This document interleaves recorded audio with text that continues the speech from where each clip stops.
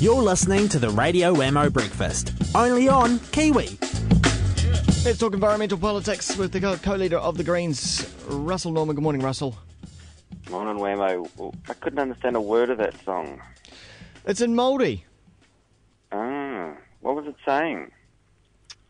Well, that's a good question.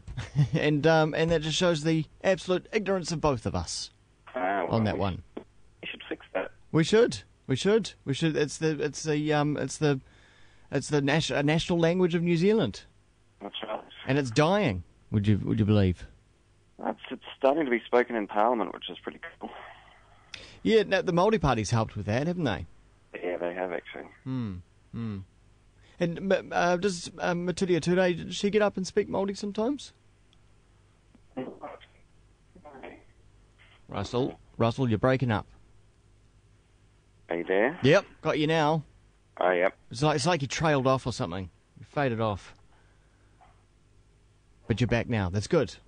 Yeah, I'm here. All right. No, I didn't hear the answer. Maturia Ture, she speak Māori in Parliament? Not a lot. Not a lot, I don't think. Okay. Hey, Russell, one thing I do want to talk about today is this idea that Rodney Hyde's put forward last week, local government minister, to open up water to competition. So water providers don't necessarily have to be the council, they could be private companies. What do you make of that move? Well, we're pretty worried about any moves towards water privatisation. I mean, it's important. You know, contractors involved in water provision in all sorts of ways, and that's fine. But it's about the community maintaining ownership and control over water, because it's a natural monopoly, and it's a public good and is essential to public well-being. And there's so many bad examples of water privatisation. We want to avoid it. Do you think that that we should pay for water? That that there should be a charge for water to the house? Well, there already is a charge for water in your rates. Yeah. But it's a flat rate, regardless of how much you use. Well, depending on where you are in the country, though, because sometimes water in Auckland, water is charged separately. Yeah. So, I mean, we're not opposed to some kind of metering approach, but with certain provisos. We think that if you're going to have a meter, then the first chunk of water, there needs to be what we call a progressive tariff. So the first chunk of water is basically free or very cheap, and then it rises steeply after that. So so that a family can get as much water as they need. But if you want to have a swimming pool and a spa and all the rest of it on top of it, if you're a big water consumer, then you should pay more. Right. Do you think that the price of water is a good way to keep check on water supply and water consumption?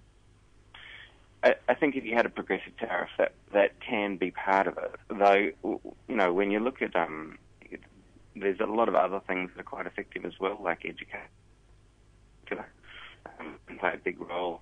There's also making sure that the systems don't leak, because a lot of our water systems were built ages ago and there's a lot of leakage in them. Right. So there's more to it than just water meters. In fact, the first thing you should do is actually looking at education campaigns way ahead of water meters. Well, so therefore, isn't the problem with investment into the infrastructure? Wouldn't private ownership, private companies help with that?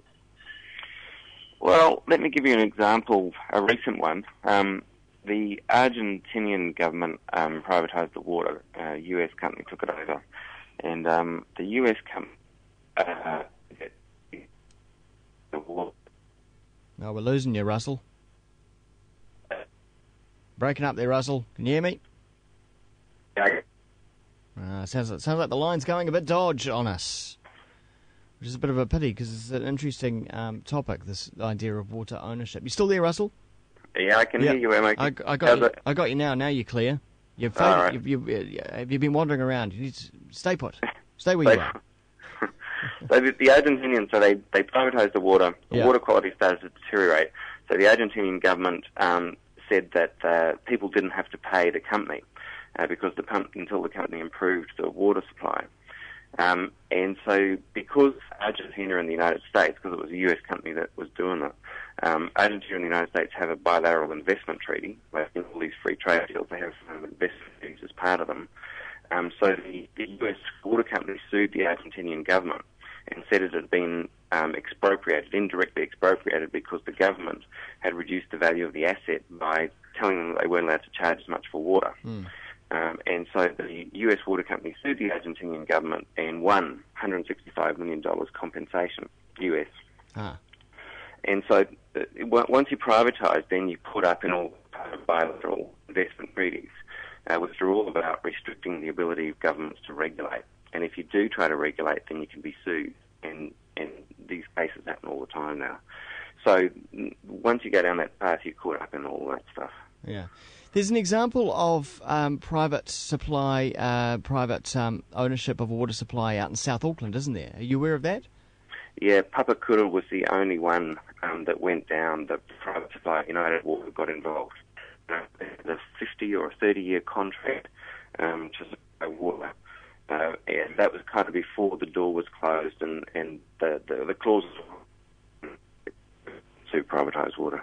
Are you just very quickly? Do you think it's not is that working, that particular scheme? I think it's on too small a scale to really tell.